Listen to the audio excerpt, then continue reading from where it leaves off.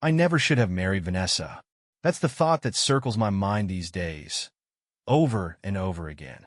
Funny how hindsight always gives you that perfect 2020 vision, isn't it? But back then, I was head over heels, a lovesick fool convinced I'd found my forever. We tied the knot young, probably too young, but at the time, it felt like we had life all figured out. The plan was simple. Save up, travel the globe, then settle down to start a family. The American dream, with a sprinkle of wanderlust on top. I can still see her on our wedding day. Chestnut hair tumbling down her back in soft waves. Green eyes glinting with a mix of mischief and promises she'd never quite keep. She moved with the kind of grace that made strangers do double takes. And back then, I thought she was sharper than a tack. You know what, babe? I told her one night as we lounged on our beat-up couch, daydreaming about the adventures ahead. Marrying you might be the smartest thing I've ever done. Vanessa laughed, a sound like wind chimes catching a summer breeze. Might be? You better be sure about that, mister. No te equivoques. If only I'd known then how much those words would come back to haunt me. Fast forward 5 years, and let's just say the shine had started to dull. Don't get me wrong, Vanessa was still stunning. But when you live with someone day in and day out, little things start to stick out like splinters. That stubborn streak I used to think was cute, it had morphed into something relentless, like a brick wall I kept smashing into. And that sharp wit? Turns out it was more butter knife than razor blade. Take this one morning, for example. I was sitting at the table, scrolling through the news on my phone.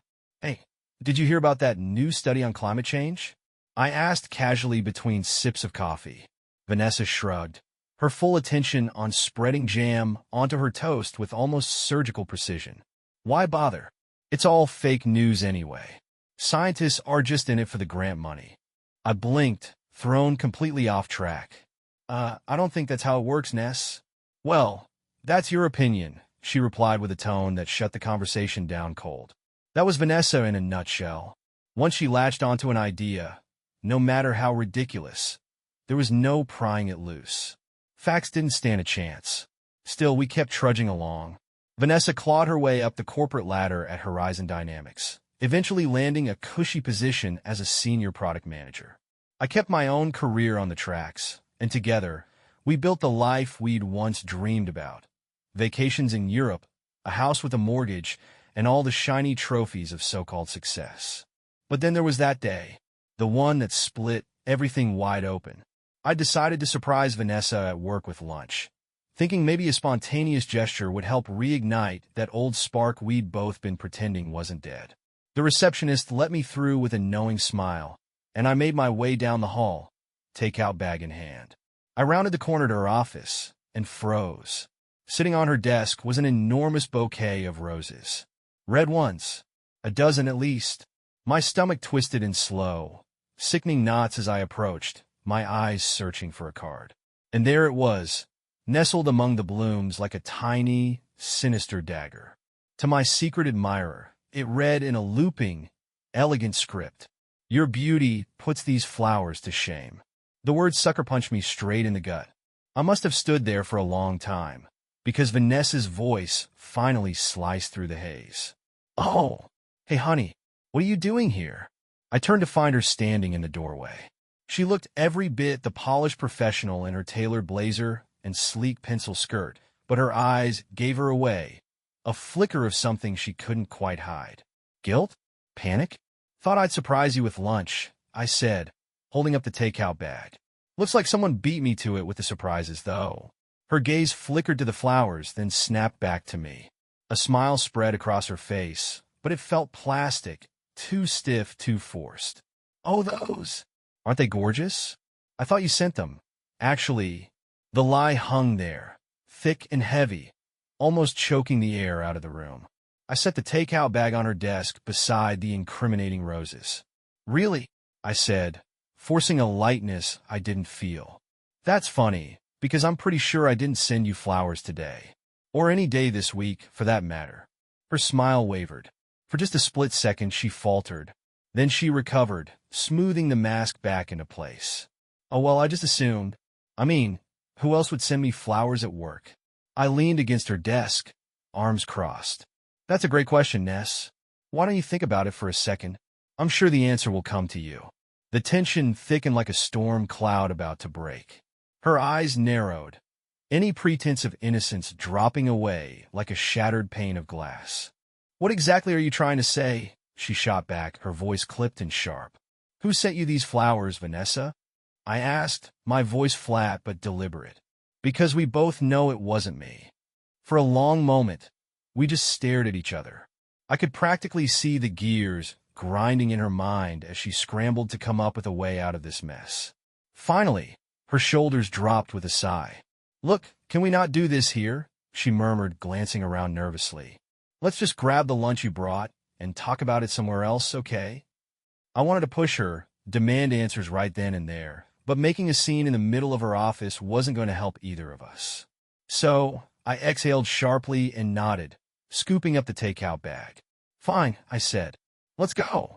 The elevator ride down was excruciating.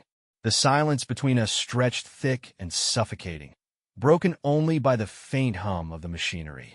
Vanessa kept twisting her wedding ring, an anxious habit I'd noticed more and more lately, while I focused on the blinking floor numbers, doing my best not to let my imagination spiral out of control.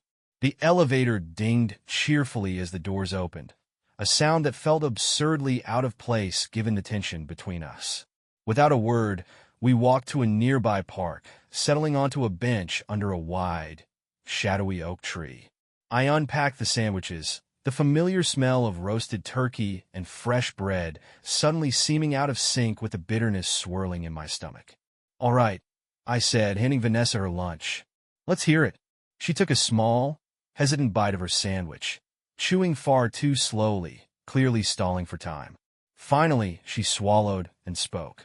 It's not what you think, she said, her tone defensive. I snorted bitterly.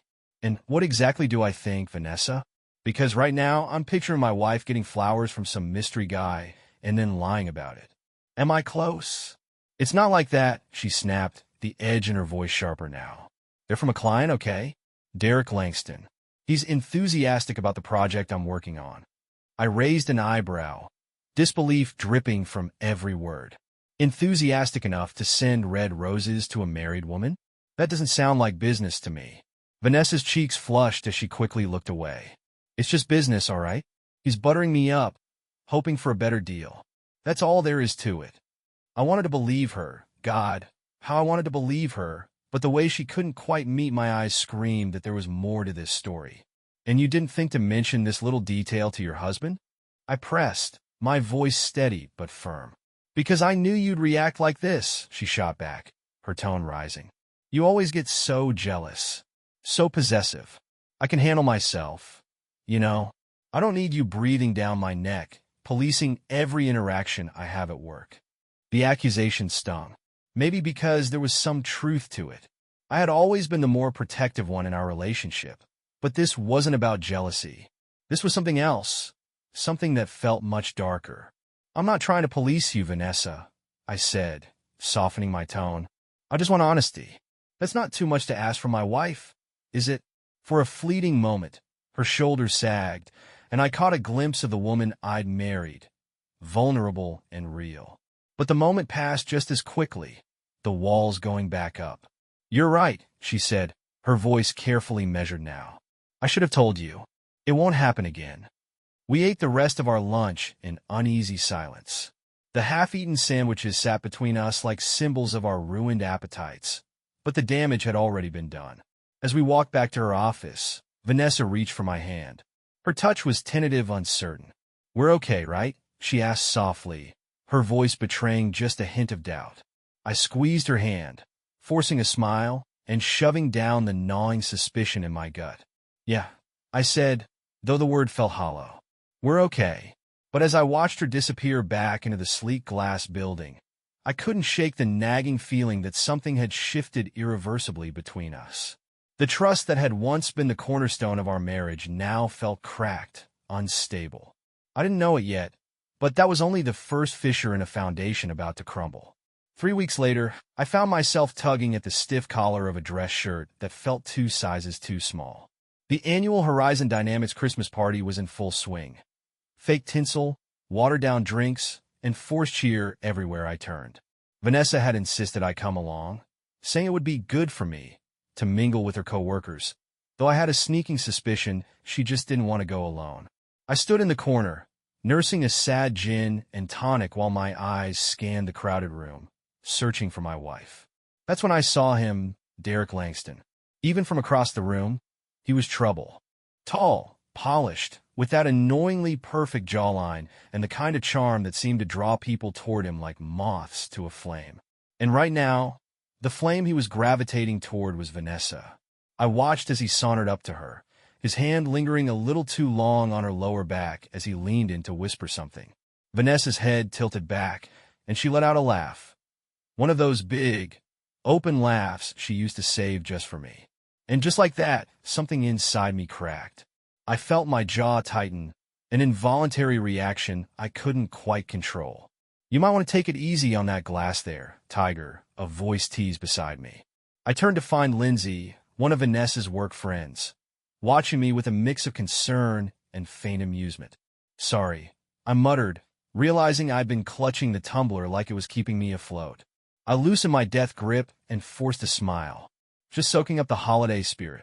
Lindsay followed my gaze to where Vanessa and Derek Langston were still cozied up in deep conversation.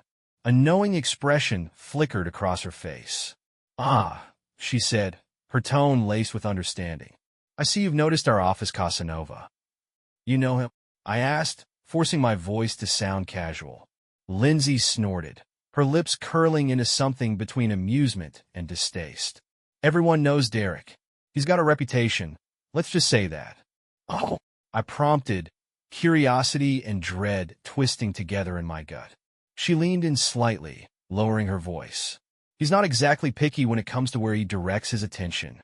Married, single, it's all the same to him. HR's already had to slap his wrist a couple of times over harassment complaints." The words hit me like a punch to the stomach, a mix of anger and dread boiling inside me. "And Vanessa?" I asked, my voice tighter than I'd intended. Lindsay's eyes widened slightly, hands going up in a placating gesture. "Oh no, at least not that I know of. Vanessa's always been professional. But Derek? When he decides to focus on someone, he doesn't let up easily." That was all I needed to hear. "Thanks," I mumbled, already making my way through the crowd, weaving between groups of tipsy co-workers and glittering decorations. As I got closer, I caught a fragment of their conversation. "Really think you'd love it," Derek was saying, his hand resting a little too casually on Vanessa's arm. "The energy in the arena is something else. Electric." Vanessa smiled, a pink flush creeping up her neck. "It does sound exciting. I've always wanted to see a live game." That was enough.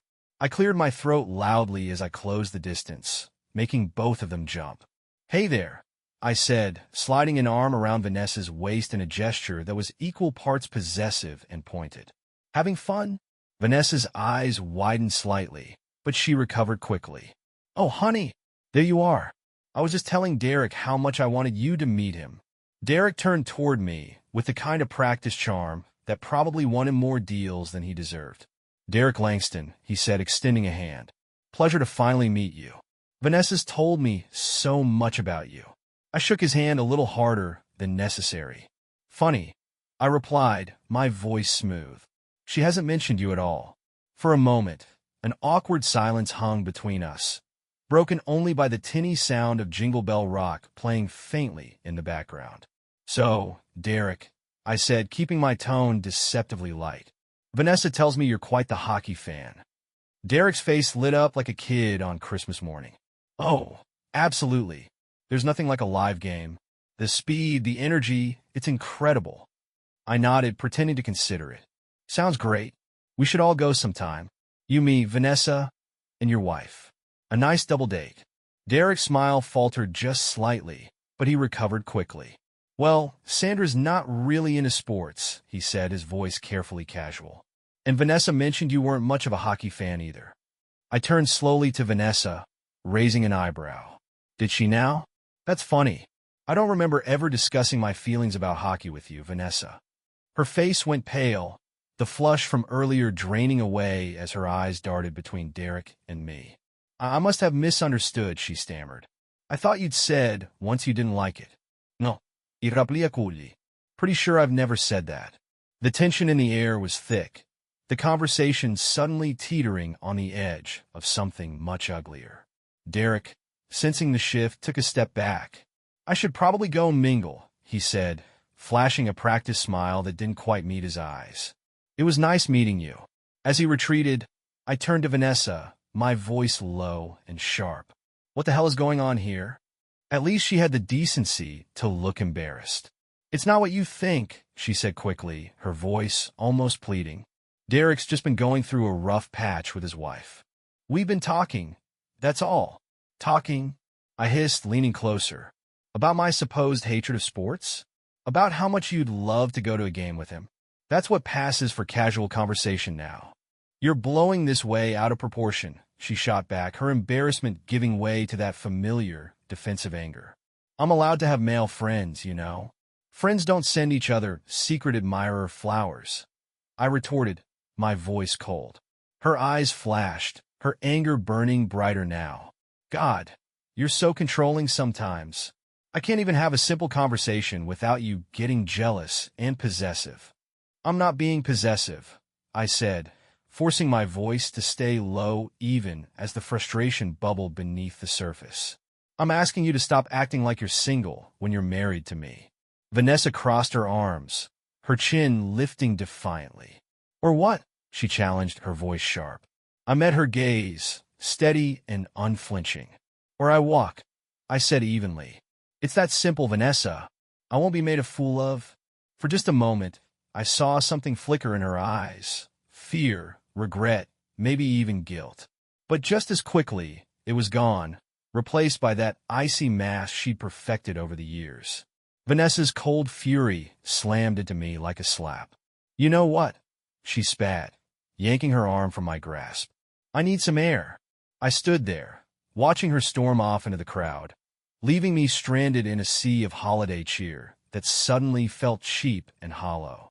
Later that night, Vanessa made a point of throwing away Derek's flowers with a dramatic, almost theatrical flourish. She yanked them out of the vase and tossed them into the kitchen trash, dusting her hands off like she'd accomplished some grand gesture. There, she said, flashing me a hard look. Happy now? I shrugged, unwilling to trust myself to speak. That night, she was unusually affectionate, practically draping herself over me in bed. Her hands, her words, it all felt forced, desperate. I knew guilt was driving her, but I gave in anyway, too starved for connection to turn her away. For one fleeting moment, I let myself believe we could patch up whatever was broken. But as we lay there afterward, her head resting on my chest, her breathing soft and even, I felt more alone than I ever had before. The gnawing suspicion burrowed deeper, spreading like poison through my thoughts. I tried to shake it off, but it grew stronger with each passing day.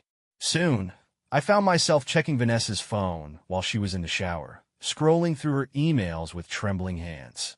There was nothing. No messages, no calls, just the cold confirmation that I was invading her privacy. The guilt only made me feel sicker, but I couldn't stop. Finally, I cracked. Over coffee one morning, I sat across from Erica, my tech-savvy coworker, who eyed me curiously. I need a favor, I told her, shifting uncomfortably in my seat. It's personal. Erica raised an eyebrow, smirking slightly. Personal as in you need help planning a surprise party, or personal as in you're about to do something sketchy? I winced. Somewhere in between, maybe. She sighed, but I could see the intrigue behind her glasses. All right, spin. I laid it all out. The flowers, the lies, the gnawing doubt that wouldn't let me rest.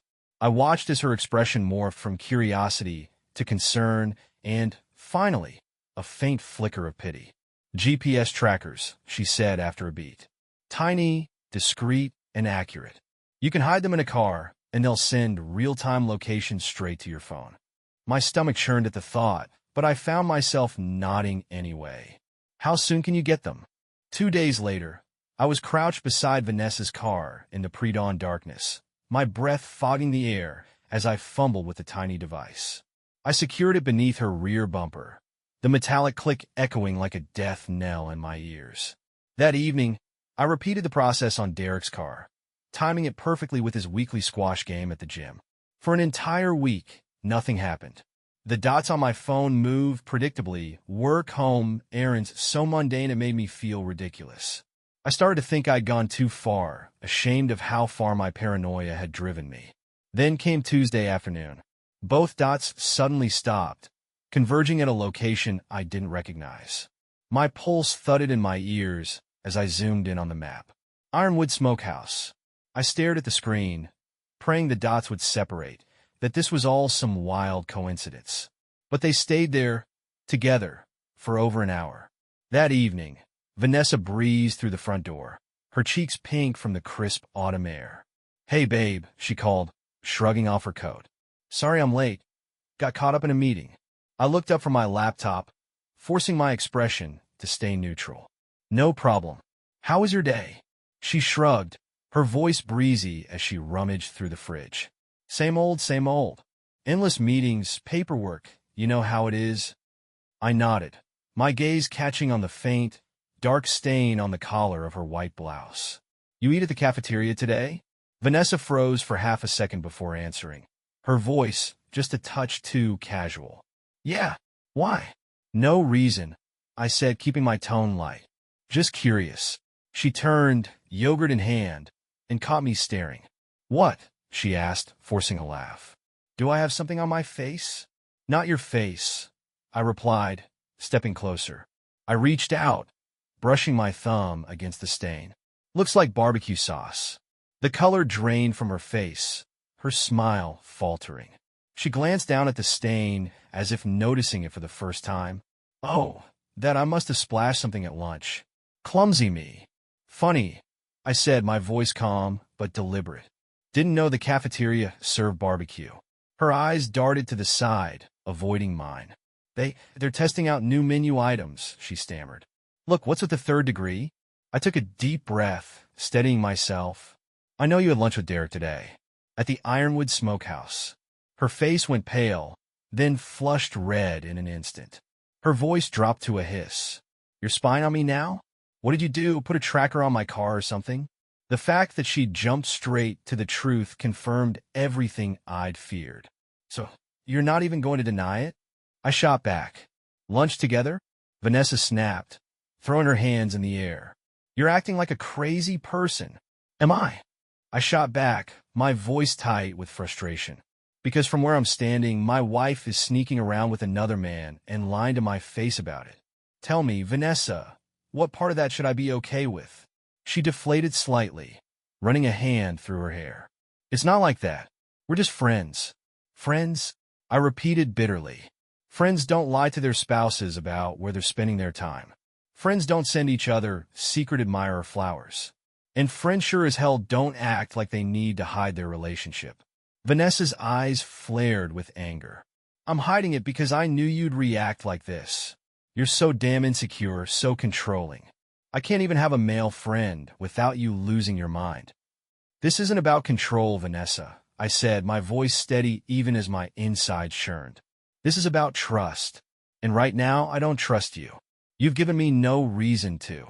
For a long moment, she stared at me, her chest rising and falling with barely contained emotion. When she spoke again, her tone was ice cold. "If that's how you feel, maybe we need to rethink this whole marriage thing." The word struck like a physical blow, but I refused to flinch. "Maybe we do," I replied firmly, "because I'm not going to stick around and watch my wife fall for another man." "You're being ridiculous," she spat, her voice shaking with fury. "Nothing is happening between Derek and me." "Then prove it," I challenged. "Cut him off. Stop meeting him for lunch. Find a new friend." Her laugh was sharp and bitter, devoid of any warmth. "Right? Because that's a totally normal thing to demand of your wife. You need to get over your jealousy issues, or this marriage isn't going to last much longer." With that, she stormed out of the kitchen, leaving me alone in the suffocating silence. The faint scent of barbecue sauce still hung in the air, a cruel reminder of just how far we'd fallen. As I stood there, staring at the empty space she'd left behind, I realized we were at a crossroads. Whatever happened next would define the future of our marriage, if there was a future left at all. Vanessa accused me of being paranoid and controlling. I countered that her secretive behavior was chipping away at the foundation of our trust. It became a vicious cycle, each argument pushing us further apart, until it felt like we were standing on opposite sides of a canyon. Despite her protests, I began noticing the changes. She guarded her phone like it held state secrets, taking calls in other rooms and angling the screen away whenever she texted. And the GPS trackers? They told a story of their own. More coincidental meetups with Derek. Coffee shops, quiet parks, even a boutique hotel bar. Each time, she offered an excuse. A work meeting, a chance encounter, some vague networking event. But the frequency made it impossible to ignore. I was a wreck. Rage simmered beneath my skin, alternating with waves of despair that left me hollowed out. How'd we gotten here? The woman I'd built my life around, the one I'd trusted without question, now felt like a stranger. One sleepless night, as I lay staring at the ceiling while Vanessa's breathing filled the room in soft, steady waves, I made a decision. If she was betraying our vows, I needed proof. Irrefutable, undeniable proof. Not just for a potential divorce, but for my sanity. The next day, I visited an electronics store and purchased a small clock radio with a hidden camera inside. It felt surreal, like I was acting out some sordid scene in a trashy spy movie. Only this wasn't fiction. This was my life. With Erica's help, I kept tracking Vanessa and Derek, waiting for the right opportunity. It came faster than I expected. On a Friday afternoon, both GPS dots converged at the Crestwood Suites, a mid-range hotel just off the highway. My hands shook as I drove there, the hidden camera sitting accusingly on the passenger seat like a co-conspirator. At the front desk, I spun a quick story about surprising my wife for our anniversary. A $100 bill slid across the counter ensured the clerk's cooperation. Room 237, she said with a small, knowing smile. The number seemed to mock me as I walked down the hall, the carpet muffling my footsteps. My heart pounded in my chest as I stood outside the door, gathering every last shred of courage I had. Finally, I swiped the key card and slipped inside. The room was empty, but the signs of recent occupation were undeniable. Vanessa's favorite perfume clung to the air like a ghost. An open bottle of wine sat on the nightstand, 2 glasses beside it. I fought back a wave of nausea as I moved quickly, setting up the clock radio and angling the camera so it faced the bed. The device blinked to life, its tiny light glowing like an accusation. I had just finished when I heard laughter, her laughter, drifting from the hallway. Panic surged through me, my instincts screaming at me to move. I darted into the bathroom just as the door opened. From my hiding spot, I heard their voices, Vanessa's bright and airy, Derek's deep and confident, as they entered the room. "See," Derek said, his tone playful. "Told you this place wasn't too bad." Vanessa laughed softly, the sound slicing through me like a blade. "You're right. It's nice." My hands shook as I gripped the edge of the sink, every muscle in my body taut with dread. My mind screamed at me to burst out of the bathroom, to confront them, to tear down whatever facade they were hiding behind. But I didn't move. I just listened as the pieces of my life fell apart, one word at a time. My heart thundered as the hotel door creaked open, my pulse roaring so loudly I could barely hear. "I can't believe you talked me into this," Vanessa said, her voice tinged with a mix of nervousness and giddy excitement. The sound turned my stomach. Derek's deep, confident chuckle followed. "Live a little, Ness. Your husband will never know." I clenched my eyes shut, my fingernails digging into my palms as the rustle of fabric and the creak of the mattress reached my ears. Some primal part of me wanted to burst out of the bathroom, to catch them red-handed, to scream at both of them until the walls shook. But a colder, calculating voice whispered that the camera I'd planted would deliver far better proof.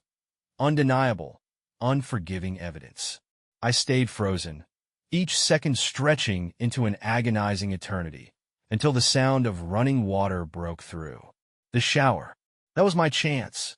Moving as quietly as I could, I slipped out of the bathroom, the air in the room thick with perfume and betrayal, and stepped into the hallway. The drive home was a blur. I couldn't recall a single turn or stoplight, just the numb, hollow sensation of watching someone else pilot my body through traffic. Once home, I threw myself into the banalities of daily life. I made dinner I didn't eat, answered emails I didn't read, anything to keep my thoughts from circling back to that hotel room. Vanessa arrived home later that evening, her cheeks flushed and her hair damp. I swallowed hard, forcing my expression into something neutral. "Late meeting," she muttered, avoiding my gaze as she grabbed a towel and disappeared into the bathroom. I nodded, my throat tight, my words sticking like ash. That night, after Vanessa had fallen asleep, I retrieved the hidden camera and plugged it into my laptop.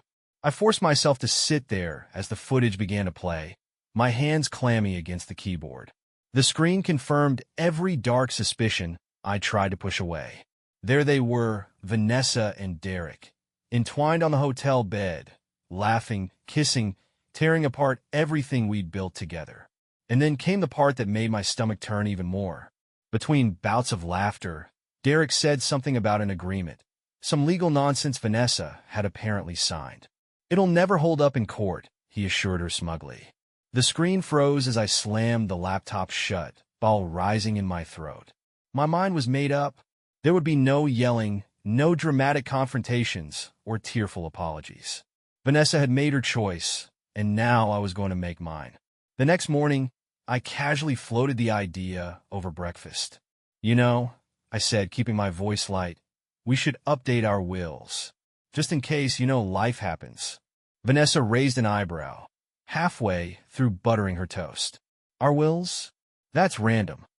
"I found this online," I said, sliding a crude legal document across the table. "It's nothing crazy, just something that says if either of us cheats, and it can be proven in court, the cheater walks away with only $5,000. Everything else goes to the other person." Vanessa stared at the paper and burst out laughing. "What is this, a joke? Did you pull this off some divorce lawyer's blog? It looks ridiculous." I shrugged. "Just thought it might give us both peace of mind. With all the temptations out there." She rolled her eyes, but signed it anyway, clearly thinking it was harmless nonsense. I had Ryan, an old friend and notary, witness it, making the document legally binding. The next few weeks, I played my part perfectly, the trusting, oblivious husband. But behind the scenes, I tracked Vanessa's every move, quietly collecting evidence. Her behavior became bolder, less careful. She and Derek met regularly. Coffee shops, quiet parks, and most damningly the Crestwood Suites. I bribed the hotel clerk to ensure Derek always booked the same room, 237, the one with my hidden camera. Each time they met, I gathered the footage, building an unshakable case against the woman I once trusted with my life. It was soul-crushing work, watching the betrayal play out over and over again in vivid detail. But I steeled myself, keeping my eyes on the finish line. Finally, I decided enough was enough. On a chilly Friday afternoon, I got the usual heads-up from Lindsay. Derek was back in town. This time, instead of setting up the camera, I waited in the hotel parking lot. Hours crawled by as I sat there, my thoughts racing through every possible scenario. When Vanessa finally emerged, I felt an eerie calm settle over me. She was smiling, her cheeks flushed, her eyes bright with satisfaction as she called back over her shoulder. "Same time next week, honey?" "No," I said, stepping out of the shadows. Vanessa froze mid-step, the color draining from her face as she turned to see me. Her eyes widened in horror, her voice barely a whisper. "Oh my God! Oh my God is right," I replied, a bitter laugh escaping me. "I'm doing the same thing you're doing, Vanessa, witnessing the end of our marriage." "Marriage," she stammered, struggling to cobble together some excuse, but I wasn't in the mood to hear her lies. "Don't bother." I cut her off, my voice hard. "Don't even think about going home. You don't have one anymore. I've changed the locks. I'll drop your stuff off at your mom's place." Vanessa's shock gave way to fury, her face flushing red as she practically spat. "You can't do that. It's my house, too." I pulled out a copy of the agreement she'd signed weeks ago, watching as recognition and dread settled in her eyes. "Actually, I can," I replied, my tone icy. "You broke our agreement. Remember? I get the house, the investments, everything." Her face twisted with rage, her voice rising into a shriek. "That ridiculous piece of paper? It'll never hold up in court. Want to bet?" I shot back, my calm demeanor only fueling her anger. "Because I've got hours of video evidence that say otherwise." She lunged at me, clawing for the paper like a wild animal, but I held it easily out of her reach. "You bastard!" she screamed, drawing the attention of a few onlookers, who now glanced over with curiosity and concern. "You set me up." "No, Vanessa," I said coldly. "You did this all on your own. I just made sure there would be consequences." As I turned to leave, I glanced toward the open door of the hotel room, where I knew Derek was likely listening from the shadows. I raised my voice, letting the words carry. "Hey, Matt," I called, sarcasm dripping from my tone. "I hope Vanessa's particular style of marriage counseling worked out for you. Oh, and don't forget to take Erica to that Flyers game. She loves the fights. Everyone does." From inside the room, I heard a muffled curse and the frantic sound of movement. I smirked faintly. It seemed Derek had his own secrets to hide. Ignoring Vanessa's increasingly frantic shouting and threats, I walked to my car, slid into the driver's seat, and pulled away. It was over.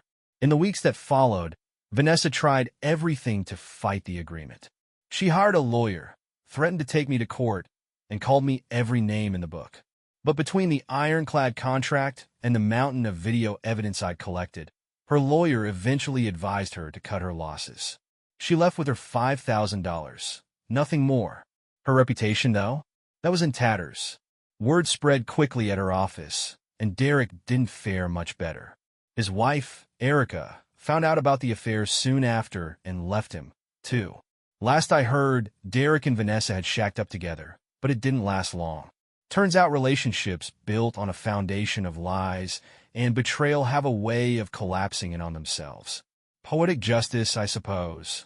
As for me, I won't pretend I walked away unscathed. The betrayal left scars, deep ones, that took a long time to heal.